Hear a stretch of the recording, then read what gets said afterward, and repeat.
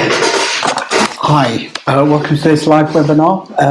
We've had to re-record it because there's some internet difficulties earlier on. Hopefully you can join in and see how we're doing now. Today we're looking at the short stay rules and how they're going to affect expats living and working abroad, how it affects tax residents as well. So first of all, let's look at what are the short stay rules. They're an international set of rules that essentially mean that for 90 days at a time, people can travel to any country around the world on and get a short-term visa for that country. Now, each individual sovereign country has its own rules, and some will require a visa anyway. But essentially, passports like the UK passport are very flexible with visa-free travel to a number of different countries.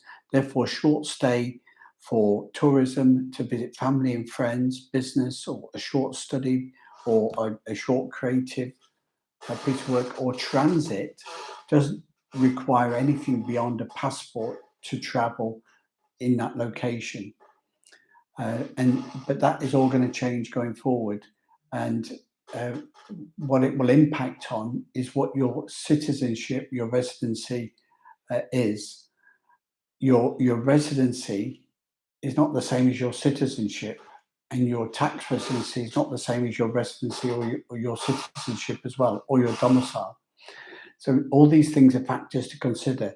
Where you're born and where your parents are from and where you grow up, that defines what your citizenship is, and that won't change unless you're a long-term expat over 20 or 30 years, where you could consider changing your domicile and your citizenship. You can get a passport and citizenship for another country in a shorter period of time, between 5 and 12 years, but that's a different set of rules as well. To be a tax resident doesn't, you need to be a resident first, but to be a resident doesn't necessarily require that you to be a tax resident. And the short stay rules, the restrictions of the short stay rules are to clarify the distinction between somebody who's a short stay 90-day visitor and a longer term resident in that country. There's nothing against having a residency in a number of different countries. It's just that the change of the rules require you to be registered and authorized for that. For more help and guidance on obtaining residency for the countries where you've got business or overseas property or family interests, contact us at proactpartnership.com. So let's have a look first at why this is becoming such a hot topic at the moment. Residency short stay rules can be enforced using electronic travel authorities. Countries like USA, Australia, New Zealand already have electronic travel authorities, and the EU are due to introduce them shortly, along with the UK. So let's have a look at that in more detail. Electronic travel authority is not a visa. So if you need a visa to enter a country because of your citizenship, then you still need to get that visa. But if you've got visa-free travel option, and with a UK passport, you've got nearly 150 countries where you've got visa-free travel, you now may need electronic travel authority to go to that country. So a UK citizen going to the USA needs electronic travel authority, in addition to their passport, to cross the border. Now, for the EU, we have EU citizenship, where they can freely travel around the EU to live or work. That freedom of movement, that EU's civil rights, in effect, the whole purpose of the EU is to move freely within the EU. Anybody that's from outside the EU that needs a visa to travel into the EU, that's done under the EU Schengen zone system. UK was never part of this. Not all EU countries are members of the Schengen zone, but most countries, apart from Ireland, have applied to join. So there are those issues going forward. A Schengen zone visa is a short stay visa. It allows you to stay for 90 days in that country. But with the EU and the Schengen zone, it's 90 days in any 6-month period. It's 90 days in any 6-month period. So this is an important thing, because as the EU introduced their electronic travel authorities, they can then enforce the 90 days in 180 for any traveller into an EU country or Schengen zone country, which includes Norway, Switzerland, Iceland, Liechtenstein, as well as the EU countries. The EU countries that are not in the Schengen zone at the moment, Bulgaria, Cyprus, have applied to join, and Romania have applied to join, and they may join in on the electronic authorities in force. So the electronic travel authority is a new requirement for people to come into the EU or to come into the UK, and it gives them permission to travel into the EU or the UK. And it's electronically linked to your passport. So without that electronic travel authority, you may not get boarding permission, or you may not get entry into the country. So let's have a look how that's going to affect people with overseas property. If an expat or a resident owns an overseas property in an EU country or in the UK, the short stay rules apply when you go and visit that property. Just owning the property doesn't give you the right to stay beyond the short stay rules, whether that property is in the EU or the UK. Once the electronic travel authorities are introduced. If you're from outside, if you may need a Schengen visa. A Schengen visa is required if you haven't got visa-free travel by your citizenship. But if you have got visa-free travel going forward, even with your property ownership overseas, you will need electronic travel authority to spend more than 90 days in any trip at your overseas property. Let's consider the short stay rules and how they apply to overseas business. For there, the 90-day rules apply for any single trip or multiple trips. But again, you may need a visa if you want to extend your stay beyond the 90 days, and specifically for the EU, any EU country where you want to do business, to spend more than 90 days and 180 days, you need something more than the electronic travel authority, because the electronic travel authority will stop you traveling into the EU or the UK with more than to extending beyond those periods. Now, the restrictions of the electronic travel authorities for the UK and the EU are slightly different. We're going to cover those separately. But if you want more information and guidance on electronic short stay rules and electronic travel authorities, contact us at ProACTPartnership.com, and we give you some help and guidance on that. So let's consider the short stay rules and how they apply to the UK. Electronic travel authorities are being introduced into the UK from November 23.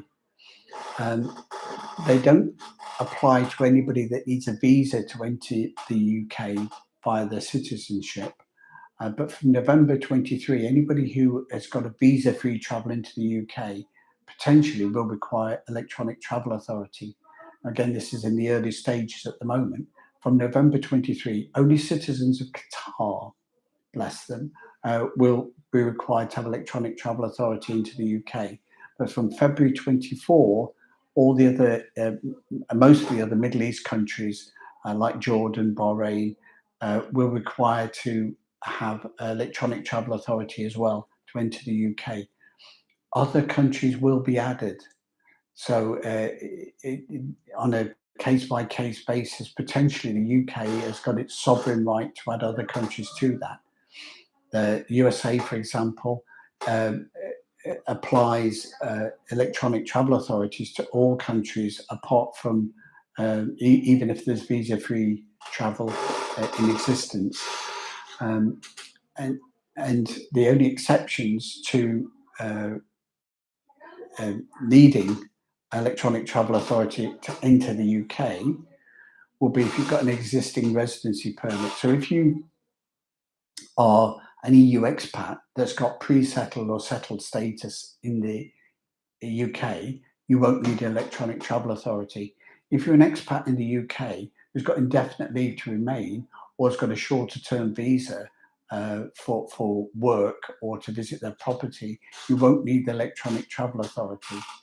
Okay, so those are what the rules will be.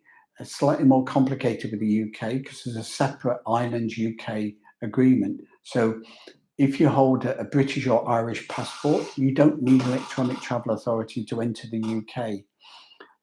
But there's also that if you're legally resident in Ireland, whether you're an EU citizen or not, but if you're legally resident in Ireland with a residency permit, then you won't need electronic travel authority to travel from Ireland into the UK.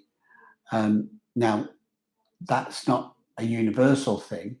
If your citizenship still requires you to have electronic travel authority for the UK or a visa for the UK, then that exemption for electronic travel authority or that visa as an Irish resident won't hold water. You'll still need to get your visa or your electronic travel authority.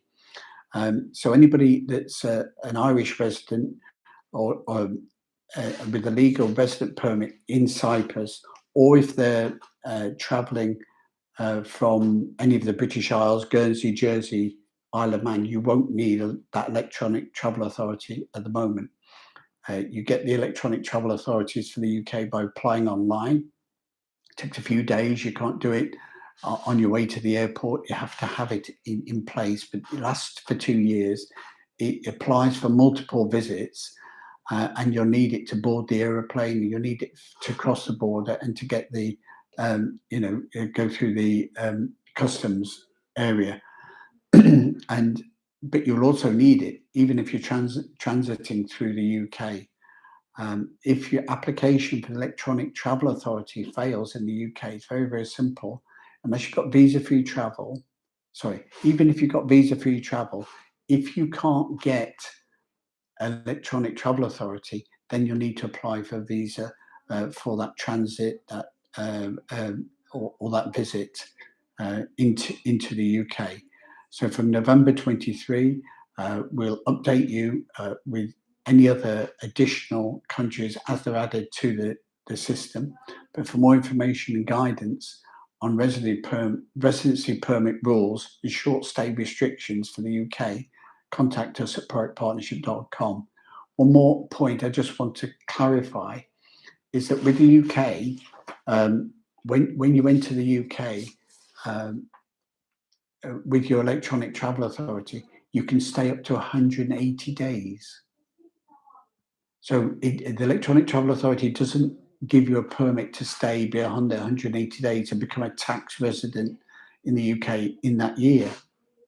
The electronic travel authority allows you to stay not just for a short stay 90-day trip, but actually up to 180 days, because it's only beyond the 6 months that you need a longer visitor stay visa when you're in the UK. So again, there's a distinct difference there in the UK, is that with electronic travel authority on your entry and exit, your stay could actually be up to 180 days at one time. And we're going to compare that next with the EU. For more information and guidance on electronic travel authority and short stay restrictions in the UK, contact us at ProACTPartnership.com. So let's have a look at short stay rules and residency restrictions for the EU regarding the electronic travel authorities. Now, the EU are introducing their electronic travel authorities, except they're calling it an ETIAS to be different to the rest of the world. It's a new requirement. It was to be introduced from May 23 applications and enforced from November this year. Now that's now been rolled back into 2024. And at the moment, the schedule is by November 24, the electronic travel authorities will be enforced for all visa-free travel into the EU. So if you need a visa for the EU, that is the Schengen visa, and you need to still apply for that. And the electronic travel authority is not required because the Schengen zone visa is your short stay visa. But the Schengen zone visa only allows you to stay for 90 days in 180 in any EU Schengen zone country, which is the EU plus all of the EU plus the Switzerland, Norway, Iceland, and Liechtenstein. So there's a distinct difference there between the EU and the UK. The other thing to bear in mind is that for an EU citizen, they've got the freedom of movement around the EU, but the 90-day in 180 short stay restriction still applies. So although an EU citizen can freely move around the EU to live and work around the EU, then they're still technically restricted to the 90-day rule in any country. So an EU citizen doesn't need the electronic travel authority, can travel across border without a passport, just using their EU ID card, but they're technically going to be restricted to the 90 and 180-day rule, and that will apply. So potentially, if you're crossing that border with your EU ID card, that will bring in those restrictions and that limitations, which potentially requires you to stay longer to become a tax resident. With the EU, it's apply online, and it's a 3-year proposal for your electronic travel authority, and allows for multiple visits. But again, if you don't have the electronic travel authority at the time you're boarding, you're not going to be allowed to cross the border and enter into the country. If your application fails because you need electronic travel authority, then you would be required to get a Schengen zone visa. For more information and guidance on short stay rules and restrictions for the EU, contact us at ProACTPartnership.com. Next, we want to look at what are the ways round. How can you work around and overcome the short stay rules restrictions? So short stay rules and restrictions, what's permitted? So if you're limited to short stay rules, what limits you? What limits you is that you haven't got a residency permit for that country. So in your country of citizenship, you can live and work and stay in that country indefinitely. When an expat wants to relocate to another jurisdiction, they need some form of residency permit or permanent residency, or to stay in that country. That applies even within the EU. So to get tax residency in another country, you first need to become a resident. This applies even within the EU for EU citizens. So EU citizens now can't freely move to another jurisdiction, another country in the EU, and start working without first getting their residency permit. So this is what they're required to do. So it's a very a different situation that's been introduced by these new set of rules, and the electronic travel authorities is part of the way of tightening up the system. So you can't start another job in another EU country as an EU citizen without a residency permit. If you've got a holiday home in that other country, you can't have an extended stay in that holiday home, whether you're traveling from Germany and Poland to Spain or Cyprus, or from the UK to Spain or Portugal or France or Cyprus. You still need something to stay beyond the short stay rules. And within the EU, you've got this 90 in 180 days. So if you want to spend 3 months in spring and 3 months in summer in your Provence or your Cyprus Mediterranean bolt hole, then the short stay rules will still apply. But if you want the freedom to be able to come and go from your overseas property or residence or business without the short stay rule restrictions, you need a resident permit. And this is like the next step that you need to go to. To get a residency permit, you need to have a home in that country. So if you've got an overseas property, you can make that the basis of your residency permit. And so residency permit doesn't necessarily mean you have to be tax resident, but you do need to have a permanent home in that country to get that resident permit. So that there's lots of fancy, expensive investment schemes and business startup schemes to get your residency permit to live and work abroad permanently.